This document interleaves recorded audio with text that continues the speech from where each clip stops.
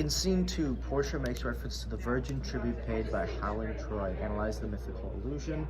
The virgin tribute paid by Howling Troy to the sea monster Isan to sacrifice the rest aloof of the Dardarian wives. Okay, and then so a mythical illusion is basically when the author uses the text and he relates it back to like a piece of art or literature from mythology. So in this instance, Portia is like comparing herself to the story of Hercules, when Hercules rescues like the damsel in distress and she's like attached to the rock with the sea monster at the floor, just kind of comparing herself to the damsel and comparing Bassanio to Hesione, who is the one who has to go on the journey to rescue her. Alright, reread Portia's monologue from then to then. How would you describe her emotions in regard to Bassanio? Use specific examples, at least 2, to answer this question. Okay, so Portia's like super happy that Bassanio finally chose the right chest, but it kind of like gives her some self-doubt. Like she doesn't now think she's worthy of Bassanio, even though like he was a pauper and he pretended to be rich and everything. She still thinks she's like lacks experience, that she's new, and that she's not pretty enough or rich enough, and yeah. Well, number 1, Portia says she always wants 100 times more fair, 10,000 times more rich, because she doesn't think she's worthy of Bassanio. And then she calls Bassanio her lord, governor, king, referring to him as the one in control and putting her in charge, playing more of a submissive part.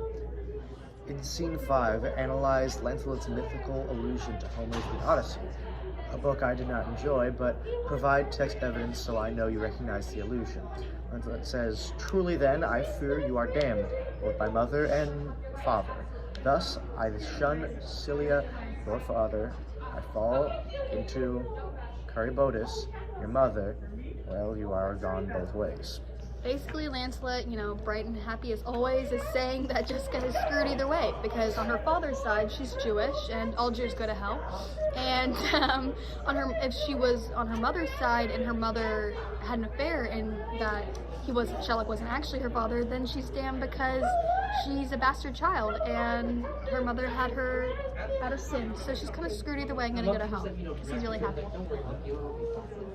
Bassanio entered Belmont under false pretenses, using Antonio's loan as independently wealthy and qualified suitor for the Prince Portia. Now Portia is planning to go on a ferry to Venice under the false pretenses. What might Shakespeare be trying to convey with these details? Okay, so originally Bassanio, we know he used Antonio's money kind of like as a bluff to pretend that he was something he's not in order to gain Portia's favor and be able to be seen as a good suitor. And now Portia is pretending to be a man so that she can follow Bassanio out to Venice on the quest.